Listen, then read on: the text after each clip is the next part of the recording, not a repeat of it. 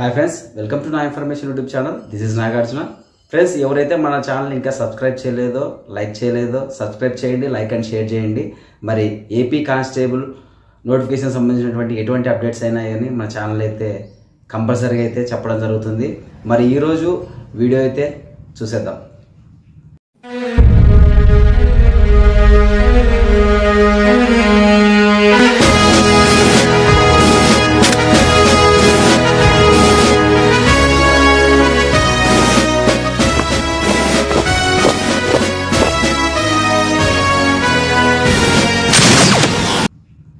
Friends, ఈరోజు ఈ వీడియోలో మరి కానిస్టేబుల్ మెయిన్స్ సంబంధించినటువంటి ఎగ్జామ్ అనేది జూన్ 1వ తారీఖు అయితే ఉంటుందని ఏపీఎస్ఎల్పిఆర్బి వెబ్సైట్లో అయితే క్లియర్ కట్గా ఒక ప్రెస్ నోట్ రూపంలో అయితే రావడం జరిగింది. లాస్ట్ వీడియోలో కూడా నేను చెప్పాను, ఇంతకుముందు వీడియోస్లో కూడా నేను జూన్ 2nd or 3rd వీక్లో అయితే జరుగుతుందని మేమైతే అనుకున్నాము. బట్ ఇక్కడ బోర్డు అయితే ఇంకా ఎర్లీగా ఒక 1 వీక్ ముందే పెట్టడానికి కారణం ఏంటని కొంచెం తెలుసుకోవడానికి ట్రై చేస్తే డిఎస్సి ఎగ్జామ్స్ కూడా జూన్ 5వ తారీఖు నుంచి అయితే ఉండడం జరుగుతుంది. కాబట్టి ఆ డేట్స్ దృష్టి అయితే వీళ్ళైతే ముందుకైతే దీన్ని పెట్టడం జరిగింది. యాక్చువల్ అయితే ఈ కోర్టు కేసులు సాల్వ్ అవ్వకుండా అయితే ముందుకు వెళ్తుంది అనేది అయితే మేమైతే అనుకోలేదు. కానీ బట్ ఇక్కడ మాత్రం బోర్డు వచ్చేసి చాలా అసలుకి ఈ కేసుల గురించి పట్టించుకోకుండా ముందుకు వెళ్తుంది. అసలు దీని గురించినటువంటి ఎటువంటి ఇన్ఫర్మేషన్ కూడా అయితే వెబ్సైట్లో అయితే క్లియర్గా అయితే అసలు ఇవ్వలేదు. ఈ వెబ్ నోట్లో ఏముందని గమనిస్తే ఎక్కడ కూడా ఎవరైతే ఈవెంట్స్ పార్టిసిపేట్ ఉన్నారో ఆ ఈవెంట్స్లో ఎంతమంది క్వాలిఫైడ్ ఉన్నారో అనే ఇన్ఫర్మేషన్ అయితే ఎక్కడ లేదు. మరి దాంతోపాటు ఈ నోటిఫికేషన్కి మెయిన్గా ఉన్నటువంటి ప్రధాన సమస్య హోంగార్డ్స్కి వచ్చేసి మినిమం కట్ ఆఫ్ మార్కులు లేకుండా వాళ్ళని తీసుకున్నారు. కాబట్టి వాళ్ళని ఎవరైతే ప్రిలిమ్స్ క్వాలిఫై కాలేదో వాళ్ళని ఈవెంట్స్కి అలౌ చేశారు. వాళ్ళు ఎంతమంది అయ్యారు, మరి వాళ్ళని మెయిన్స్కి అలౌ చేస్తున్నారా లేదా, ఒకవేళ అలౌ చేస్తే మినిమం కట్ ఆఫ్ మార్కులు అనేవి ఉంటాయా లేదా అనేది కూడా ఎక్కడైతే కూడా క్లియర్ కట్గా అయితే చెప్పలేదు. ఈ నోటిఫికేషన్లో వెబ్సైట్లో కానీ ఈ ప్రెస్ నోట్లో కానీ ఎటువంటి ఇన్ఫర్మేషన్ అయితే లేదు. అసలు బోర్డు ఎందుకు ఇలా చేస్తుంది అనే దాని గురించి కొంచెం విశ్లేషణ చేస్తే మాత్రం బోర్డు నోటిఫికేషన్కి అనుగుణంగా అయితే వెళ్ళట్లేదు. నోటిఫికేషన్ స్ట్రక్చర్లో వాళ్ళు క్లియర్ కట్గా ఇవి క్యారీ ఫార్వర్డ్ పోస్టులు కాకుండా వాళ్ళకి స్పెషల్ కేటగిరీ అనేటువంటి వాళ్ళకి మిగిలిపోతే జనరల్ అభ్యర్థులతో ఇవి ఏదైతే పోస్టులు ఉన్నాయో ఆ పోస్టులు భర్తీ చేస్తామని క్లియర్ కట్గా నోటిఫికేషన్లో అయితే పేర్కొనడం జరిగింది. కానీ వీళ్ళు స్పెషల్ కేటగిరీ అని వాళ్ళు హైకోర్టులో గెలుచున్నారు కాబట్టి వాళ్ళ పోస్టులు వాళ్ళకే మాకు కావాలనే ఉద్దేశంతో వాళ్ళు ఉన్నారు. కాబట్టి వాళ్ళకు మార్కులతో సంబంధం లేకుండా సపరేట్ మెరిట్ లిస్ట్ అయితే ఇవ్వండి అని హైకోర్టులో అయితే వాళ్ళకు అనుకూలంగా తీర్పు రావడం జరిగింది. అదంతా మీకు తెలిసిందే. వాళ్ళని ఈవెంట్స్ కూడా అయితే అలౌ చేశారు. మరి దానికి సంబంధించిన ఇన్ఫర్మేషన్ ఏదైనా ఉందంటే ఏది లేదు. ఎందుకంటే ఆ విధంగా చేయడం అనేది నోటిఫికేషన్ యొక్క స్ట్రక్చర్కి నోటిఫికేషన్కి ఇది విరుద్ధం. కాబట్టి వాళ్ళు ఏది కూడా బయట పెట్టడం లేదు. ఇన్ని తప్పులు చేస్తూ కూడా బోర్డు ఆస్పిరెంట్స్కి భవిష్యత్తులో ఏదైనా ప్రాబ్లం వస్తే ఏ విధంగా దీన్ని సాల్వ్ చేయగలుగుతుంది అంటే ఇన్ని వేల మంది విద్యార్థుల జీవితాలని బోర్డు పనంగా పెడుతూ ఈ రోజైతే ముందుకైతే వెళ్ళడం జరుగుతుంది. ఇది క్లియర్ కట్గా తెలుస్తుంది. ఎందుకంటే ఎటువంటి ఇన్ఫర్మేషన్ కూడా లేదు. వాళ్ళని తీసుకుంటున్నారా మెయిన్స్ ఎగ్జామ్కి, ఒకవేళ తీసుకుంటే ఎంత కట్ ఆఫ్ అనేది వాళ్ళకి పెడుతున్నారు లేదు అనేది ఎక్కడ కూడా చెప్పట్లేదు. అందరూ అనుకున్నారు బోర్డు హోంగార్డులకి ఇంత మినిమం కట్ ఆఫ్ మార్కులు పెట్టి ముందుకెళ్తుంది మెయిన్స్లో అని చాలామంది అనుకున్నారు. కానీ నేనైతే చివరి వీడియోలో కూడా పాత వీడియోలో కూడా క్లియర్ కట్గా చెప్పడం జరిగింది. యాజ్ పర్ నోటిఫికేషన్లో ప్రిలిమ్స్కి మెయిన్స్కి ఒకటేసారి ఇంత కట్ ఆఫ్ అనేది మేము ఉంటుంది అని అయితే అక్కడ చెప్పడం జరిగింది. నేను దాన్ని విత్ ప్రూఫ్తో సహా కూడా చివరి వీడియోలో చెప్పాను. మెయిన్స్కి అనేది ఎటువంటి కట్ ఆఫ్ అయితే పెట్టడానికి ఛాన్స్ లేదు. బోర్డు కూడా ఆ విధంగా కౌంటర్ కూడా వేయలేదు. ఎందుకంటే ఒక నోటిఫికేషన్ ఒకసారి ఇచ్చిన తర్వాత దాన్ని అమెండ్మెంట్ చేసే అధికారం మధ్యలో అంటే నోటిఫికేషన్ స్ట్రక్చర్ మాత్రం మార్చడానికి లేదు. కానీ చిన్న ఏదైనా ఉంటే మాత్రం ఇష్యూస్ ఉంటే మాత్రం చేసుకోవడానికి చైర్మన్ గారికి పాసిబిలిటీ ఉంది. ఈ విధంగా ముందుకు వెళ్ళాలనే ఉద్దేశంతో బోర్డు ఉంటే మాత్రం ఇన్ని సంవత్సరాలు ఆగాల్సిన అవసరం ఏంటి? అభ్యర్థులకు అన్యాయం జరిగే విధంగా ముందుకు పోతే మాత్రం వాళ్ళ జీవితం ఏంటి? భవిష్యత్తులో ఈ నోటిఫికేషన్ సంబంధించినటువంటి మరిన్ని కేసులు అయితే రాకపోవడానికి ఛాన్సెస్ లేదా అంటే ఖచ్చితంగా ఉన్నాయి. ఎందుకంటే నోటిఫికేషన్కి ఎవరైనా సరే ఒక అభ్యర్థులు కానీ వాళ్ళకి నష్టం వచ్చిందని భావిస్తే ఎవరైనా సరే దీనిపైన మళ్ళీ ఫైట్ చేస్తే మరి ఏం కావాలి? అసలు ఈ నోటిఫికేషన్కి ఒక క్లారిటీ లేకుండా ఏం లేకుండా బోర్డు అనేది అయితే ముందుకు వెళ్తూ ఉంది. ఆస్పిరెంట్స్ ఇన్ని సంవత్సరాలు ఉన్నటువంటి వాళ్ళ బాధకి అస్సలు అర్థం చేసుకోకుండా బోర్డుకి అయితే ముందుకు జరుగుతుంది. నేనైతే ఒకటి మాత్రం చెప్పగలను, ఎగ్జామ్ జూన్ 1st అయితే మాత్రం మ్యాక్సిమం జరగడానికే 99% జరగడానికి పాసిబిలిటీ ఉంది.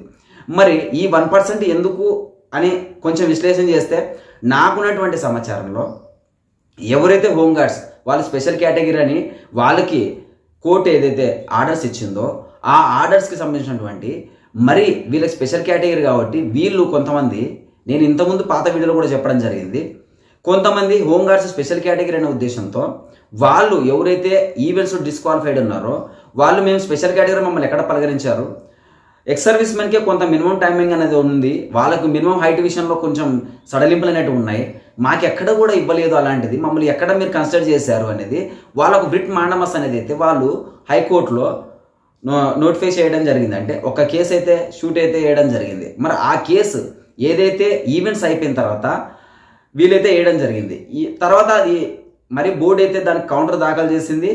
ఏం చేశారనేది మరి ఇంతవరకు అయితే అది బెంచ్ మీద రాలేదు, ఏది రాలేదు. మరి బోర్డు ఇప్పటికిప్పుడు ఎందుకు జూన్ 1 తారీఖు ఎగ్జామ్ పెట్టాలని ముందుకెళ్ళిందనే ఉద్దేశంతో ఆలోచిస్తే మీకు అందరికీ తెలిసిందే హైకోర్టుకు సెలవులు అనేది మే 18 నుంచి అయింది వీళ్ళకైతే ఉండడం జరిగింది. మరి తర్వాత జూన్ 14 వరకేమో మరి బహుశా అయితే ఉన్నాయి అటు ఇటుగా.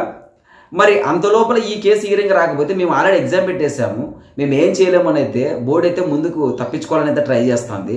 బట్ ఇక్కడ తర్వాత కూడా మళ్ళీ వీళ్ళగిన ఫేవర్కి వస్తే బోర్డు దానికి ఏ విధంగా సమాధానం చెప్పగలుగుతుంది? ఇన్ని ప్రాబ్లమ్స్ పెట్టుకొని బోర్డు అయితే మొండిగా ముందుకు వెళ్తా ఉంది. అభ్యర్థుల జీవితాలతో అయితే చాలా ఇన్ని సంవత్సరాల నుంచి వెయిట్ చేసినా కూడా ఇప్పటికిప్పటికైతే ఇంత సడన్గా ముందుకెళ్ళడానికి కారణం ఏంటి అంటే భవిష్యత్తులో ఈ నోటిఫికేషన్ ఏం చేయాలనుకుంటుంది బోర్డు? ఇవన్నీ దృష్టిలో పెట్టుకుంటే మాత్రం చాలా విద్యార్థులు అయితే నష్టపోవడానికి అవకాశం ఉంది.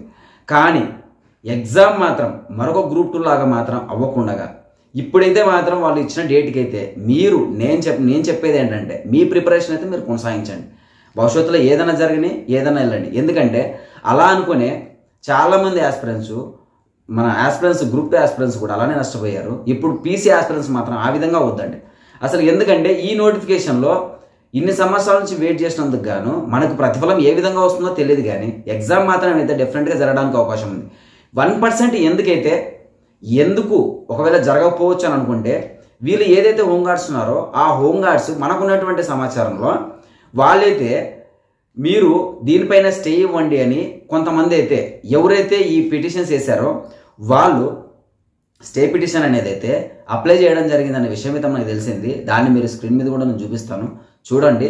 దాంట్లో క్లియర్ కట్గా బ్రిట్ మాండమస్ ఏదైతే వీళ్ళు స్పెషల్ కేటగిరీ అని పరిగణించబడ్డారో అది పరిగణించినారా లేదా అని దాన్ని పరిగణించకుండా మీరు ఏ విధంగా ముందుకెళ్తారు, మీరు పరిగణించినారా లేదా మాకు క్లియర్ కట్గా మాకు చెప్పండి. లేదంటే దీన్ని ఏ విధంగా ముందుకెళ్తారు? రేపు జూన్ 1వ తారీఖు మీరు ఎగ్జామ్ పెడుతున్నారు, ఇది కోర్టు ఆర్డర్స్కి విరుద్ధంగా వెళ్తున్నారు కాబట్టి దీనిపైన మాకు క్లారిటీ ఇవ్వండి అని అయితే వాళ్ళు క్లియర్ కట్గా వేయడం జరిగింది. దీని అర్థం ఏంటంటే వాళ్ళు మాకున్నటువంటి ఏదైతే సడలింపులు ఉన్నాయో ఫిజికల్ మెజర్మెంట్ కానివ్వండి వేరేదే ఏదైతే కానివ్వండి, ఫిజికల్లో ఎవరైతే డిస్క్వాలిఫైడ్ ఉన్నారో ఆ హోంగార్డ్స్ మీకు స్క్రీన్ మీద చూడండి. వాళ్ళు వేసినటువంటి స్ట్రక్చర్ ఏంటంటే ఎవరైతే పీఈటీ ఎవరైతే బ్రిట్ మాండమస్ వాళ్ళు వేసినటువంటి పిటిషన్ ఏదైతే ఉందో హోంగార్డ్స్ మినిమం సెక్యూరిటీ మార్క్స్ లేకుండా వాళ్ళని అయితే అలో చేయమని చెప్పారు కాబట్టి వాళ్ళని స్పెషల్ కేటగిరీగా పరిగణించినారా లేదా, దానికి పరిగణిస్తే వాళ్ళు ఏదైతే పీఈటీ ఉన్నారో ఆ పీఈటీలో వాళ్ళని తీసుకున్నారా లేదా, వాళ్ళకి సడలింపులు ఉన్నాయా లేదా అనే ఉద్దేశంతో కోర్టు ఆర్డర్స్ని వీళ్ళైతే ఫాలో కాలేదని అయితే వాళ్ళు మళ్ళీ స్పెషల్ కేటగిరీగా పరిగణించినా కూడా మాకు ఏదైతే ఫ్రీ కన్సల్టెన్సీ ఉందో దాన్ని ఎక్కడ కూడా మాకు ఇవ్వలేదు అనే ఉద్దేశంతో వీళ్ళు కోర్టులో అయితే పిటిషన్ అయితే ఇవ్వడం జరిగింది. మరి ఆ పిటిషన్కి ఎందుకంటే వాళ్ళు వేసిన దాంట్లో వాళ్ళకి న్యాయమే ఉంది, ఎందుకంటే స్పెషల్ కేటగిరీ యాక్సెప్ట్ చేశారు కాబట్టి. మరి ఇప్పుడు ఈ కేసులో మరి ఈ మెయిన్స్ ఎగ్జామ్కి దీనికి ఏమైనా సంబంధం ఉందా అంటే మ్యాక్సిమం సంబంధం అయితే ఉంది. మరి ఆ సంబంధం కూడా నోటిఫికేషన్ ఈ ఎగ్జామ్ని ఆపుతుందా లేదా అంటే అది ఆపుతుందా లేదా అనేది అయితే ఈరోజు ఏదైతే స్టే పిటిషన్ వేశారో ఇది స్టే పిటిషన్గానే భావించాలి. ఎందుకంటే వాళ్ళకు ఏదైతే ప్రతిఫలాలు ఉన్నాయో ఆ ప్రతిఫలానికి వీళ్ళు సమానం చెప్పకుండా వీళ్ళు ముందుకు వెళ్తున్నారు కాబట్టి దీనిపైన అయితే వాళ్ళు ఈ విధంగా కోరడం జరిగింది. ఇండైరెక్ట్గా ఇది స్టే పిటిషన్ అంటారు దాన్ని. మరి దీనికి యాక్సెప్ట్ చేస్తే మాత్రం కోర్టు దీనిపైనటువంటి మధ్యంతరాల ఉత్తర్వులు అయితే ఇవ్వడానికి అవకాశం ఉంది. మరి అది ఎప్పుడు వస్తుందంటే ఈరోజు అది వాళ్ళైతే అక్కడ ఉన్నటువంటి రిజిస్టర్ గారిని హైకోర్టులో అయితే వాళ్ళకైతే అప్పీల్ పెట్టుకోవడం జరిగింది దీనికి కౌంటర్కి డేట్ ఇవ్వమని చెప్పి. మరి ఆ డేట్ అనేది మరి రేపు వస్తుందా ఎల్లుండి వస్తుందా అనేది అయితే we will wait and see. డెఫినెట్గా అయితే అది జరుగుతుంది, ఈ వీక్లో అయితే జరగడానికి మ్యాక్సిమం పాసిబిలిటీ ఉంది ఆ కేసు. మరి ఆ కేసులో ఈయన ఒకవేళ ఇన్ కేస్ నిజంగా వీళ్ళలో న్యాయం ఉందని మాత్రం కోర్టు భావిస్తే మాత్రం ఖచ్చితంగా ఈ మెయిన్స్ ఎగ్జామ్ మీద అయితే మరి స్టే రూపంలో ఒక నోటీస్ ఇవ్వడానికి పాసిబిలిటీ ఉంది. లేదు కాదుకూడదు, దానికి దీనికి ఏం సంబంధం లేదనుకుంటే మాత్రం ఈ ఎగ్జామ్ని యాజ్ పర్గా ఇది మన ఏదైతే కోర్టు ఉత్తర్వులకు లోబడి ఉందో ఆ కోర్టు ఉత్తర్వులు లోబడి మాత్రమే మీరు జరపండి అని అయితే చెప్పడానికి కూడా అవకాశం ఉంది. మరి అది ఏం జరుగుతుంది అనేది అయితే ఎవరికి తెలీదు. కాబట్టి ఆస్పిరెంట్స్ ఎవరైతే ఉన్నారో మ్యాక్సిమం జూన్ 1వ తారీఖు ఎగ్జామ్ ఖచ్చితంగా జరుగుతుంది అనుకునే మీ ఊహలు ఏదైతే ఉందో ఏదో ఆపుతారు, ఎవరైనా వేస్తారనేది అయితే ఉందో మాత్రం దాన్ని ఏది పట్టించుకోవద్దండి. అంతిమంగా మీరు వాళ్ళు చెప్పిన దానికి మాత్రం మీరు ఫాలో అవ్వండి. ఖచ్చితంగా అయితే మీరు మెయిన్స్ ఎగ్జామ్ రాయండి, బాగా చదవండి. మీ ఫుల్ ఎఫర్ట్ 2 నుంచి 3 సంవత్సరాల వరకు అయితే మీరు చాలా కష్టపడ్డారు. ఆ స్ట్రగుల్ ఏంటో నాకు కూడా తెలుసు. కాబట్టి ఇప్పటికైనా కూడా మీరు చదవండి. ఒకవేళ ఆగిందా తర్వాత చూసుకుందాం దాని గురించి ఏందనేది. ఎగ్జామ్ జరిగిందంటే మాత్రం మీ ఎఫెక్ట్ మీరు కంపల్సరీ పెట్టి మీరు ఎగ్జామ్ రాయండి. ఫర్దర్గా కేసులు ఏమైనా ఉన్నాయా ఏం లేదనేది అయితే బోర్డు అయితే సాల్వ్ చేయడానికి ట్రై చేసుకుంటుంది. మరి ఏ విధంగా పోతుంది అనేది అయితే ఈ నోటిఫికేషన్ అనేది అయితే ఫర్దర్గా అయితే మాత్రం తెలుస్తూ ఉంది. మొత్తానికి ఎగ్జామ్ అయితే ఒకవేళ జరిగితే మనకున్నటువంటి ఇన్ఫర్మేషన్ ఏంటంటే మాత్రం మెయిన్గా ఏదైతే సుప్రీంకోర్టులో కేసు ఉందో ఆ కేసు వీళ్ళకి అనుకూలంగా ఫేవర్గా వస్తే మాత్రం బోర్డుకి ఈ నోటిఫికేషన్ సజావుగా అయితే ముందుకు పోతుంది. ఒకవేళ అక్కడ మాత్రం వ్యతిరేకంగా వస్తే మాత్రం మరి ఈ నోటిఫికేషన్ అయితే తప్పులు తడకగానే ముందుకైతే వెళ్ళిపోతుంది. మరి తర్వాత ఫర్దర్గా ఏమన్నా మళ్ళీ కేసులు వస్తాయంటే మరి రావచ్చు రాకపోవచ్చు తెలియదు. మాత్రం ఈ నోటిఫికేషన్ తర్వాత ఏమవుతుంది అనేది అయితే దాని గురించి పక్కన పెడితే మాత్రం ఇప్పటికైతే మాత్రం మీరైతే ఎగ్జామ్ అయితే కంపల్సరీగా మీరు ప్రిపేర్ అవ్వండి. ఎగ్జామ్ మ్యాక్సిమం జరగడానికే పాసిబిలిటీ ఉంది. సో ఇది ఫ్రెండ్స్, మరి ఎటువంటి అప్డేట్ వచ్చినా మాత్రం నేనైతే మీ ముందైతే ఉంచడానికి అయితే మేము ప్రయత్నిస్తూ ఉంటాను.